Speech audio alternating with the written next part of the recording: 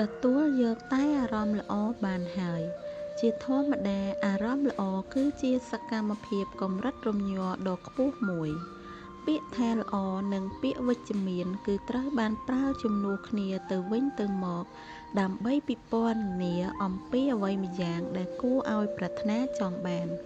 ឧទាហរណ៍រាល់ពេលដែលអ្នកបំពាក់ស្លាកឲ្យហេតុការណ៍នៃអតីតកាលថាជាបទពិសោធន៍ដ៏ល្អឬវិជ្ជមាននោះគឺអ្នកកំពុងតែសំដៅទៅលើវានៅក្នុងលំនាំមួយនោះត្បិតវាបានប្រព្រឹត្តទៅដូចទៅនឹងការរំពឹងទុករបស់អ្នកឬយ៉ាងហោចណាស់ក៏វាមិនអាក្រក់ដូចទៅនឹងដំណើរការដែលអាចនឹងកើតឡើងនោះដែរអ្វីដែលសំខាន់នោះគឺអ្នកចង់បាននៅអ្វីដែលអ្នកចង់បានព្រោះវានឹងធ្វើឲ្យអ្នកមានអារម្មណ៍ល្អរាល់បំណងប្រាថ្នាទាំងអស់នៅក្នុងជីវិតគឺត្រូវបានស្វែងរកដើម្បីនាំមកនូវអារម្មណ៍រីករាយនិងជៀសវាងពីការមិនសប្បាយចិត្តទាំងពួងមនុស្សនៅក្នុងចំណោមពួកយើងភាគច្រើនជឿថាការសម្រេចបាននូវប្រាថ្នារបស់ខ្លួននឹងអាចនាំទៅរកក្តីសុខបានដោយសារតែអារម្មណ៍នោះគឺជារំញ័រដែលមានឥទ្ធិពលបំផុតមួយដែលអ្នកអាចគ្រប់គ្រងបានហើយវាជាមូលដ្ឋានអារម្មណ៍វិជ្ជមានគឺជាអ្វីដែលយើងកំពុងស្វែងរកទៀតផងនោះដូច្នេះយើងអាចសន្និដ្ឋានបានថាដំណើរស្វែងរករបស់យើងនៅក្នុងជីវិតគឺដើម្បីទទួលបានកម្រិតរំញ័រល្អនោះឯងចូលគិតអំពីរឿងនេះនៅពេលអ្នកមានអារម្មណ៍ល្អនោះជីវិតរបស់អ្នកក៏ហាក់ដូចជាល្អទៅតាមនោះដែរប្រសិនបើអ្នកអាចជួបប្រទះនៅភាពរស់រវើកដែលល្អជាបន្តបន្ទាប់នោះអ្នកនឹងតែងតែមើលឃើញជីវិតរបស់អ្នកនៅក្នុងពន្លឺវិជ្ជមានជានិច្ចនៅពេលអ្នកមានអារម្មណ៍ល្អជីវិតរបស់អ្នកក៏ហាក់ដូចជាល្អប្រសើរទៅតាមនោះដែរប្រសិនបើអ្នកនៅតែបន្តអាចជួបនឹងអារម្មណ៍ល្អជាបន្តបន្ទាប់នោះអ្នកនឹងរមែងមើលឃើញជីវិតរបស់អ្នកនៅក្នុងពន្លឺវិជ្ជមានជាដរាបតាមឧត្តមគតិរបស់យើងរមែងចង់ទទួលបានអារម្មណ៍ស្រឡាញ់និងរីករាយតាមដែលអាចធ្វើទៅបានក្នុងជីវិតទាំងនេះគឺជាអារម្មណ៍រំញ័រដ៏ខ្ពស់បំផុតមួយហើយវានឹងជួយបង្ហាញយើងឲ្យបានឃើញកាន់តែច្រើនឡើងនៅអ្វីដែលយើងចង់បានឬនិយាយឲ្យពេញន័យជាងនេះនោះគឺថាមានរំញ័រល្អកាន់តែច្រើនឡើងនោះឯងផ្ទុយពីនេះអារម្មណ៍នៃភាពស្អប់ខ្ពើមកំហឹងនិងភាពអស់សង្ឃឹមគឺមានរំញ័រទាបខ្លាំងជាទីបំផុត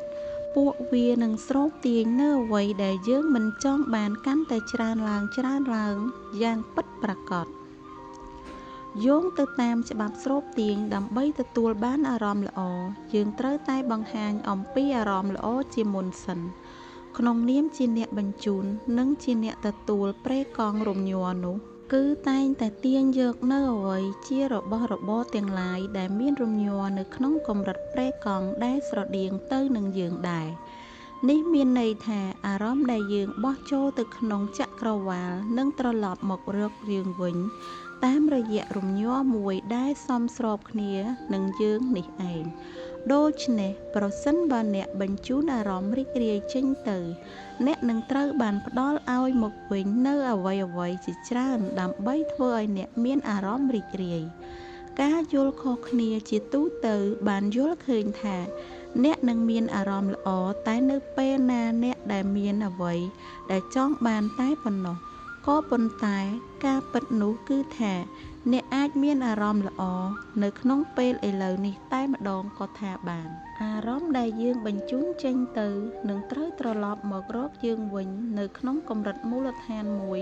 ដែលដូចគ្នាជាមួយនឹងសមស្របទៅតាមបទពិសោធន៍របស់យើងហើយទីបញ្ចប់ការស្រឡាញ់ខ្លួនឯងនិងការបង្កើតកម្រិតរំញ័ររបស់អ្នកនឹងត្រូវបានផ្សារភ្ជាប់គ្នាយ៉ាងជិតស្និទ្ធនៅទីបំផុតនៅពេលដែលអ្នកខិតខំប្រឹងប្រែងដើម្បីលើកកម្ពស់កម្រិតអារម្មណ៍របស់អ្នកនោះ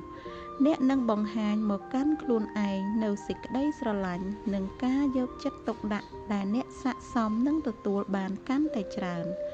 អ្នកនឹងមានអារម្មណ៍ល្អនិងស្រូបទាញបាននៅរបស់ល្អជាពុំខាន តាមរយៈការធ្វើសកម្មភាពវិជ្ជមាននិងការផ្លាស់ប្ដូរនៅផ្នត់គំនិតរបស់អ្នកនោះអ្នកនឹងបានបើកបង្ហាញឲ្យឃើញពីអ្វីដែលកាន់តែអស្ចារ្យជាងនេះបន្ថែមទៀតតាមរយៈសេចក្តីស្រឡាញ់ចំពោះខ្លួនឯងអ្នកនឹងបានរស់នៅក្នុងជីវិតមួយដែលធ្វើឲ្យអ្នកមានសេចក្តីសោមនស្សរីករាយយ៉ាងពិតប្រាកដគោលបំណងរបស់អ្នកគឺដើម្បីបានអារម្មណ៍ប្រសើរឡើងតាមរយៈការបង្កើតកម្រិតរំញ័រដ៏ខ្ពស់មួយ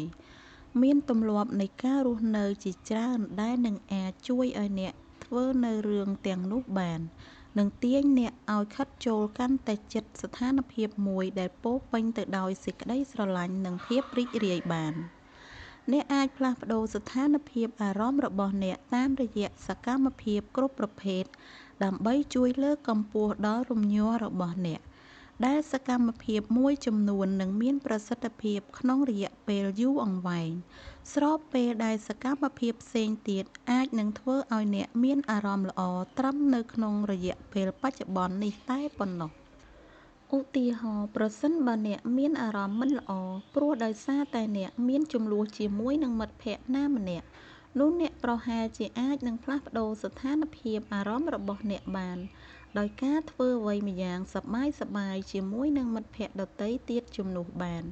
វិធីសាស្ត្រផ្សេងទៀតដែលអ្នកអាចនឹងប្រើប្រាស់ដើម្បីលើកកម្ពស់ដល់រំញ័ររបស់អ្នកនោះរួមមានដូចជា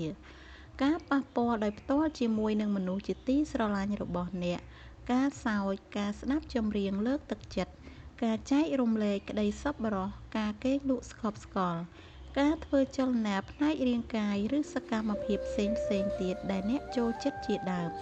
ប៉ុន្តែក្រោយមកទៀតអ្នកក៏ប្រហែលជាត្រូវបានព្រហ្មលិខិតទុកឲ្យប្រឈមមុខនឹងទុក្ខវេទនារបស់អ្នកសារជាថ្មីម្ដងទៀតហើយគ្មានអ្វីប្រសើរឡើងនៅក្នុងចិត្តរបស់អ្នកដោយអ្នកបានត្រឹមតែជៀសផុតពីបញ្ហាបានជាបណ្ដោះអាសន្នតែប៉ុណ្ណោះមួយទៀតការអនុវត្តសមាធិក៏អាចជួយដល់អ្នកបានផងដែរដូច្នេះយូរទៅវានឹងអាចផ្លាស់ប្ដូររបៀបដែលខួរក្បាលរបស់អ្នកដំណើរការបាននោះទាំងស្រុងតែម្ដងការធ្វើសមាធិនិងសកម្មភាពបន្តិចបន្តួចនៃការសិក្សាអំពីអារម្មណ៍រំញ័រកម្រិតទាបរបស់អ្នកអាចជួយឲ្យអ្នកផ្លាស់ប្ដូរវាទៅជាអារម្មណ៍រំញ័រកម្រិតខ្ពស់វិញជាពុំខានដូច្នេះហើយការធ្វើសមាធិនឹងអាចជួយឲ្យអ្នកមើលឃើញពីស្ថានភាពឬសកម្មភាពអវិជ្ជមានរបស់អ្នកជាមួយនឹងមិត្តភក្តិរបស់អ្នកទៅតាមរបៀបមួយដែលកាន់តែវិជ្ជមានជាងមុនបានជាពុំខានដោយហេតុថាអ្វីគ្រប់យ៉ាងតែងតែជាថាមពលដូច្នេះអ្នកអាចនិយាយបានថារាល់អ្វីគ្រប់យ៉ាងដែលអ្នកផ្សារភ្ជាប់ទៅនឹងទំនាក់ទំនងនោះគឺសុទ្ធតែមានឥទ្ធិពលមកលើរំញ័ររបស់អ្នកទៅតាមលំនាំណាមួយជាមិនខានប៉ុន្តែយ៉ាងណាមិញសម្រាប់សកម្មភាពថ្មីនិងការផ្លាស់ប្ដូរផ្នត់គំនិតរបស់អ្នកនៅក្នុងផ្លូវវិជ្ជមានវិញនោះគឺជាសមាសធាតុផ្សំមួយចំពោះក្តីស្រឡាញ់មកកាន់ខ្លួនឯងផងដែរដូចជាការคล้ายខ្លួនទៅជាមនុស្សល្អបំផុតរីករាយបំផុតនិងជានរណាម្នាក់ដែលអ្នកអាចនឹងប្រែคล้ายខ្លួនទៅជាបែបនោះជាដើមវាក៏ជាសកម្មភាពថ្មីជាច្រើនដែលយើងអាចផ្លាស់ប្ដូរក្នុងការធ្វើឲ្យខ្លួនយើងមានអារម្មណ៍ប្រសើរឡើងដែលមើលទៅទំនងហាក់ដូចជាអាចនឹងដំណើរការតែក្នុងរយៈពេលខ្លីតែប៉ុណ្ណោះក្នុងការចាប់ផ្ដើមជាមួយនឹងវាផងដែរក៏ប៉ុន្តែនៅពេលដែលយើងអនុវត្តជាប់លាប់ក្នុងរយៈពេលយូរនោះវានឹងប្រែក្លាយជាទម្លាប់មួយដែលប្រមូលផលមកឲ្យយើងវិញក្នុងរយៈកាលដ៏យូរអង្វែងជាពុំខានចូលហុំព័ទ្ធខ្លួនជាមួយនឹងបុគ្គលទាំងឡាយណាដែលមានរំញ័រខ្ពស់ជាងអ្នកចូលប្រកបខ្លួននៅក្បែរមនុស្សទាំងឡាយណាដែលមានអារម្មណ៍ប្រសើរជាងអ្នកថាមពលគឺជាអ្វីអាចចម្លងដល់អ្នកជាពុំខាននៅពេលដែលអ្នកមានអារម្មណ៍ពុំសូវល្អខ្លាំងចូលព្យាយាមនៅក្បែរនរណាម្នាក់ដែលមានអារម្មណ៍ល្អដោយសារតែរំញ័ររបស់ពួកគេខ្ពស់ជាងអ្នកដូច្នេះវាជាឱកាសល្អមួយក្នុងការដែលអ្នកអាចស្រូបយកថាមពលមួយចំនួនពីពួកគេបានតាមរយៈបទពិសោធន៍របស់ខ្ញុំផ្ទាល់បានបង្ហាញឲ្យឃើញថា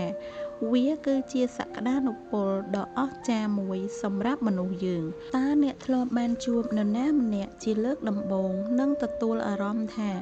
មានអ្វីម្យ៉ាងហាក់ដូចជារៀងខុសប្រក្រតីចំពោះពួកគេដែរឬទេ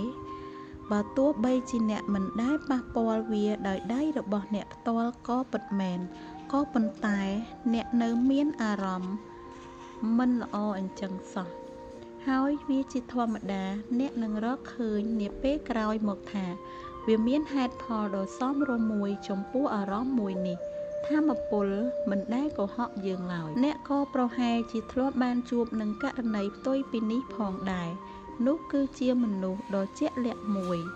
ដែលយើងបានកំណត់អត្តសញ្ញាណថាជាបុគ្គលដែលពោរពេញទៅដោយថាមពលវិជ្ជមាននោះឯង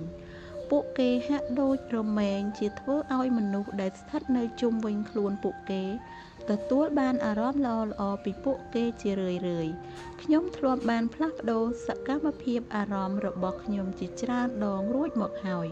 ដោយគ្រាន់តែខ្ញុំប្រកបខ្លួននៅក្បែរមនុស្សដែលពោរពេញទៅដោយភាពរីករាយតែប៉ុណ្ណោះបុគ្គលវិជ្ជមានក៏អាចផ្លាស់ប្ដូរនៅទស្សនៈដែលមានអំណាចមកលើបញ្ហារបស់យើងបានផងដែរដោយស្ថិតក្នុងភាពអារម្មណ៍វិជ្ជមានរបស់ពួកគេនោះពួកគេហាក់តែងតែមានទស្សនៈសុទិដ្ឋិនិយមចំពោះអ្វីដែលយើងកំពុងតែឆ្លងកាត់នាពេលនេះបានជានិច្ចពួកគេនឹងព្យាយាមស្វែងរកភាពវិជ្ជមានពីក្នុងស្ថានភាពទាំងអស់នោះនឹងជួយឲ្យយើងបានផ្លាស់ប្ដូរការផ្ដោតអារម្មណ៍របស់យើងចំពោះអ្វីមួយដែលយើងជួយលើកកម្ពស់ដល់ផ្លូវអារម្មណ៍របស់យើងបានជារឿយៗដូច្នេះហើយចូលអ្នកតាំងចិត្តកសាងទំនាក់ទំនងដែលប្រកបទៅដោយអត្ថន័យនិងយូរអង្វែងជាមួយនឹងមនុស្សវិជ្ជមានទាំងឡាយនៅពេលដែលអ្នកចំណាយពេលកាន់តែច្រើនជាមួយនឹងមនុស្សដែលមាន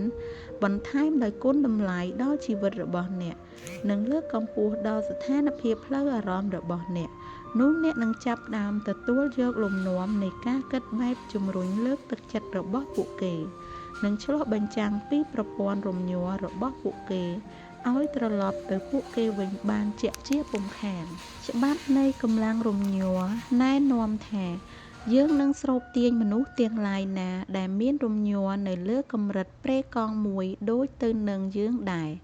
ដូច្នេះប្រសិនបើយើងអាចចាប់ផ្ដើមទទួលយកអារម្មណ៍វិជ្ជមានកាន់តែច្រើនឡើងជាប្រចាំ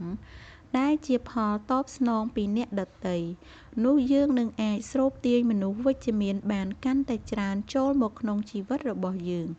ដូច្នេះហើយចូលពង្រីកនិងពង្រឹងទៅលើអារម្មណ៍ល្អៗដែលស្ថិតនៅជុំវិញខ្លួនរបស់យើងឲ្យបានរឹងមាំដូច្នេះសូមឈប់ព្យាយាមធ្វើឲ្យមនុស្សម្នាចាប់អារម្មណ៍ពីអ្នកតទៅទៀតទៅចូលចាប់អារម្មណ៍មកលើខ្លួនឯងវិញចូលពន្លាតសន្ធឹងខ្លួនឯងចូលពិសោធន៍ខ្លួនឯងចូលធ្វើជាវ៉ឺសិនដ៏អស្ចារ្យបំផុតរបស់ខ្លួនតាមដែលអាចធ្វើទៅបានចូលស្រឡាញ់ខ្លួនឯងឲ្យច្រើនចូលរស់នៅជាមួយនឹងអ្វីដែលយើងមានចូលមានស្នាមញញឹមចំពោះខ្លួនឯងឲ្យបានច្រើននោះទើបជីវិតយើងជោគជ័យ